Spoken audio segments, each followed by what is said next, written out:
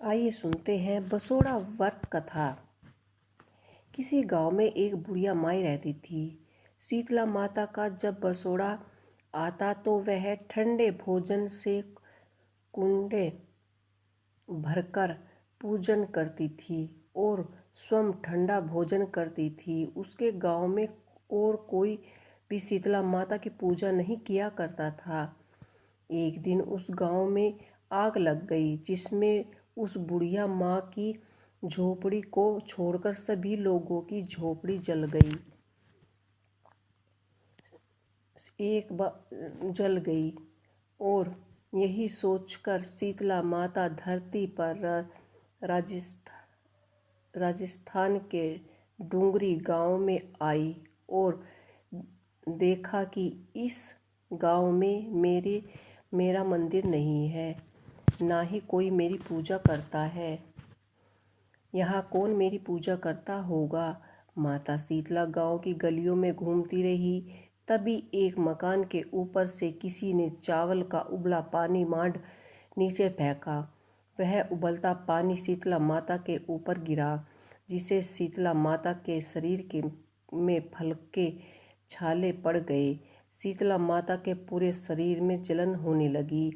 शीतला माता गांव में इधर उधर भाग भाग के चिल्लाने लगी, अरे मैं जल गई, मेरे शरीर तप रहा है, जल रहा है, कोई मेरी सहायता करो। लेकिन उस गांव में किसी ने शीतला माता की सहायता नहीं की।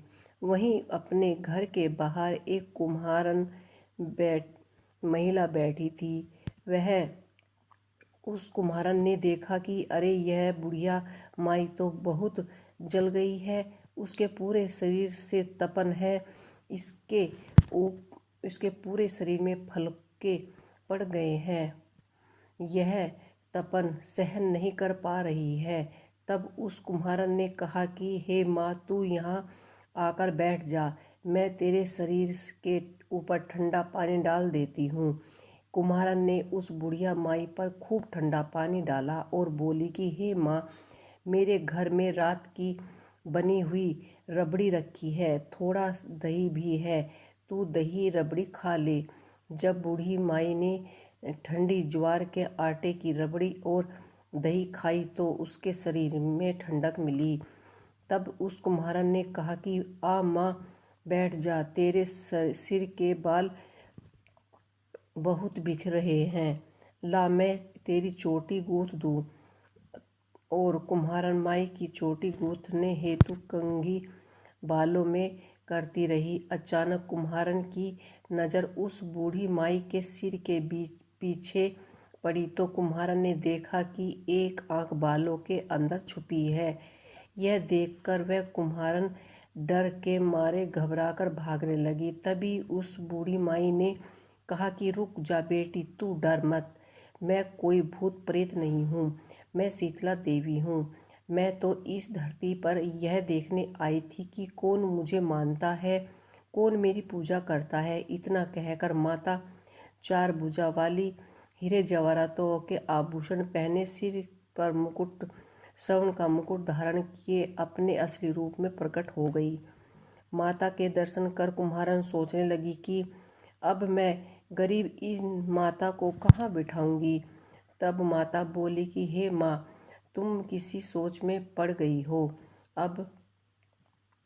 तब उस कुम्हारन ने हाथ जोड़कर आंखों में आंसू बहाते हुए कहा कि हे माँ, मेरे घर में तो चारों तरफ दरिद्रता बिखरी हुई है, मैं आपको कहाँ बिठाऊं।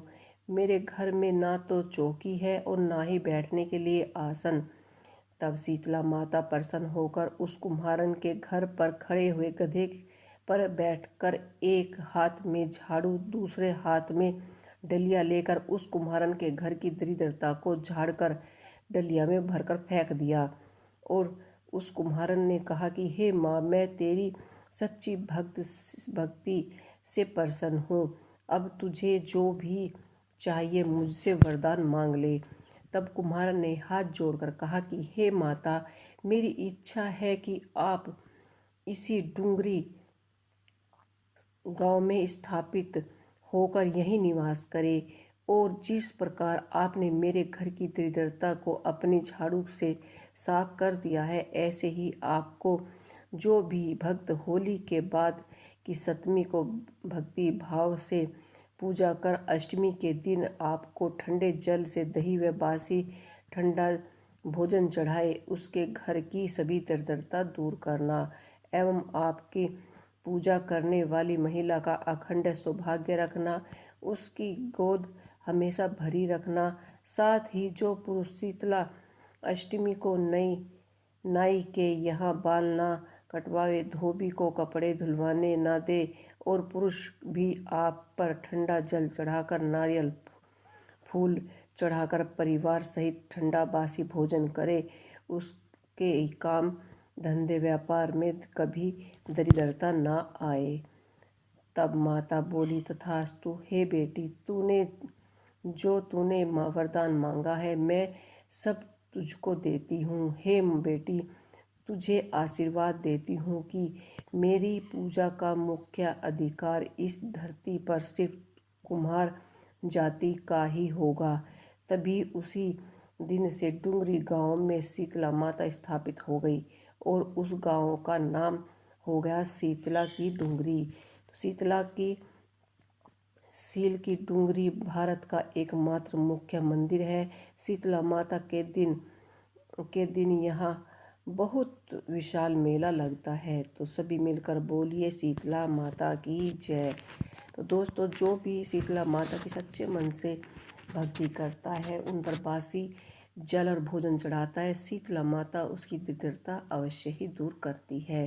तो आपको मेरी ये कहानी कैसी लगी, मुझे कमेंट बॉक्स में लिख के अवश्य ही बताइएगा। जय शीतला माता।